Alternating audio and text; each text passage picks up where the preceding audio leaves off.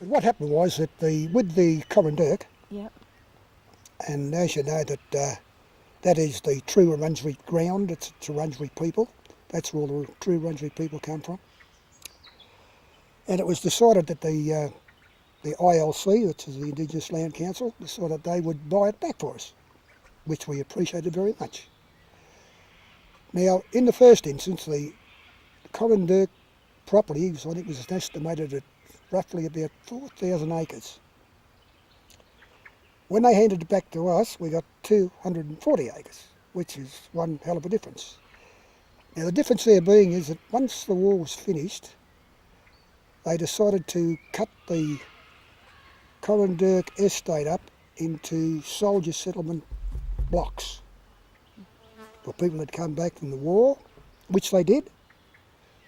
And that's why, and also sold some privately, and that's why that it was cut back to 240 acres. And when we got it back, I have a brother Alan living there at the moment, and he's the caretaker.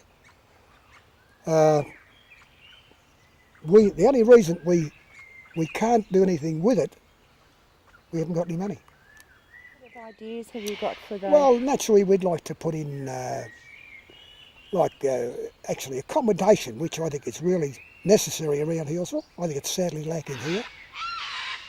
Naturally we want to have a nice little place we can build here to display our artworks and things like that. And it's various things, like we've got people coming in, tourists coming in for meals, as I said, accommodation. But also walks, Yep.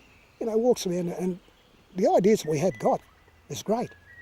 But you can't do anything without money. People, as I said, I think I might have mentioned to yourself that I met with developers.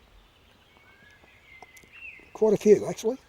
A lot of support from the Healesville people, business people. And every time we've met the developers, and we've gone out and sat in the place, they have a look and they said, well, wonderful, just really great.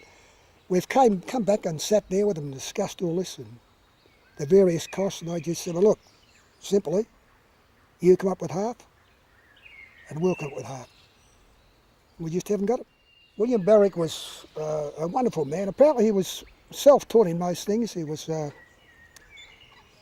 person who could meet, sit down and talk with anybody, which it's quite common knowledge that he would walk from Healesville to Melbourne to meet with council down there or Parliament on a regular basis. Mind you, taking 2 days to get down there for a start, 2 days to get home. And he'd welcome me with open arms because he was a man that talked sense, put his cards on the table, and they listened to the man. They listened to the man, which is one thing. But you're ill health and whatever. Well, that's something they can't take off me. And a lot of people don't realise that.